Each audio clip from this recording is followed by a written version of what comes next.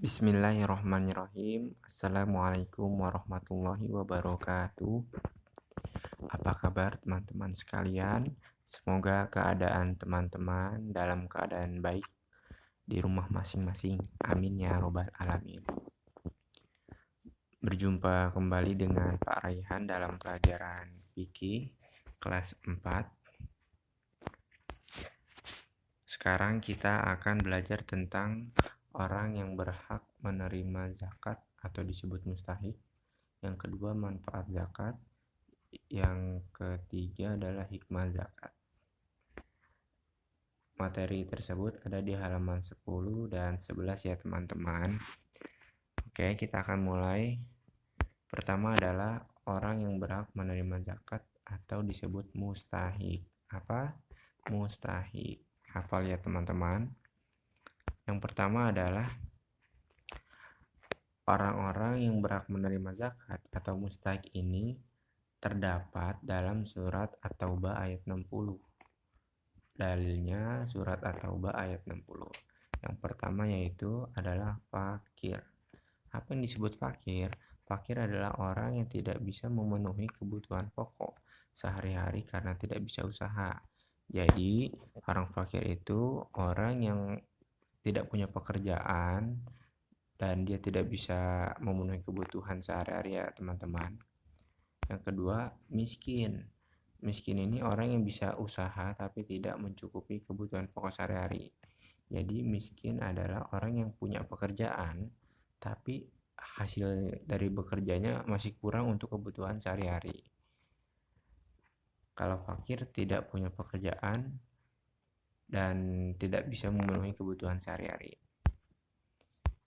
Yang ketiga adalah amilin. Amilin adalah orang yang mengurus zakat. Dan keempat adalah mu'alaf. Mu'alaf orang yang masuk Islam. Jadi fakir, miskin, amilin, mu'alaf itu termasuk mustahik. Mustahik ada 8. Kemudian apalagi teman-teman yang keempatnya, yang 4 dari 5 sampai 8 kita langsung lanjutkan, yaitu rikob. Rikob itu orang yang hamba sahaya. Jadi dulu ada hamba sahaya, kalau sekarang sudah tidak ada teman-teman. Selanjutnya 6 ini gorimin. Gorimin adalah orang yang tidak sanggup membayar hutangnya. Saking banyaknya bisa jadi orang ini tidak sanggup, jadi dia mendapat zakat. Kemudian fisabilillah. Fisabilillah adalah orang yang berjuang untuk menegakkan agama Islam. Kemudian Ibnu Sabil yaitu orang yang sedang dalam perjalanan untuk tujuan baik tapi kehabisan bekal, atau yang bisa kita sebut musafir ya teman-teman. Kemudian kita lanjutkan dengan manfaat zakat. Yang pertama adalah menolong orang yang susah. Dengan adanya zakat kita bisa menolong orang yang susah. Yang kedua, mensucikan orang yang saum. Jadi ketika Ramadan ada macam zakat yang disebut zakat fitri. Ketika pekan kemarin sudah kita bahas, yaitu tidak hanya saum tetapi dengan membayar zakat kita bisa suci kembali. Kemudian membiasakan diri melakukan kebaikan. Jadi dengan zakat kita akan terbiasa akan selalu melakukan kebaikan. Yang keempat, pernyataan ungkapan syukur kepada Allah. Jadi syukur bukan hanya mengucapkan alhamdulillahirrabbilalamin, tapi kita juga membayar zakat.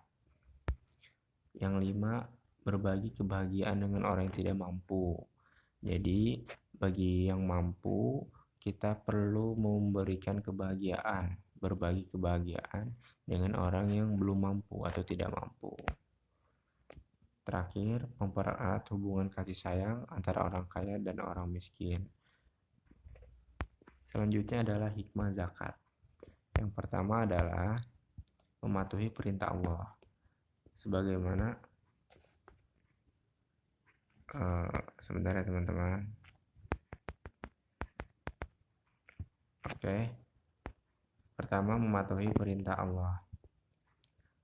Barusan dalil zakat adalah Al-Quran surat At-Taubah ayat 60.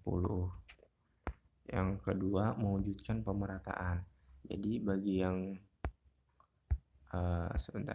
bagi yang mampu perlu membantu orang yang belum mampu, yaitu dengan itu bisa terwujudnya pemerataan. Semuanya merasakan, bisa makan, dan seterusnya. Yang ketiga, membersihkan jiwa kikir, serakah, iri hati, dan tamak. Jadi dengan membayar zakat kita akan terhindar jiwa kikir, pelit, serakah, dan seterusnya ya teman-teman. Kemudian keempat, mensyukuri rezeki yang diberikan Allah. Buktinya adalah membayar zakat. Terakhir, menumbuhkan rasa sosial ke masyarakat.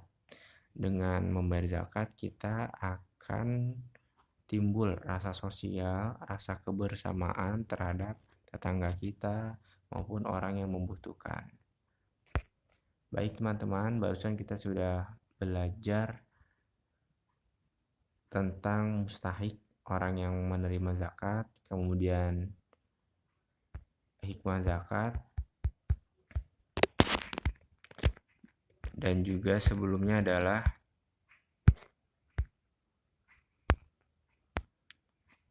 ini orang yang berhak menerima zakat, manfaat zakat, dan hikmah zakat. Semoga bisa dipahami ya teman-teman. Sekian teman-teman. Assalamualaikum warahmatullahi wabarakatuh.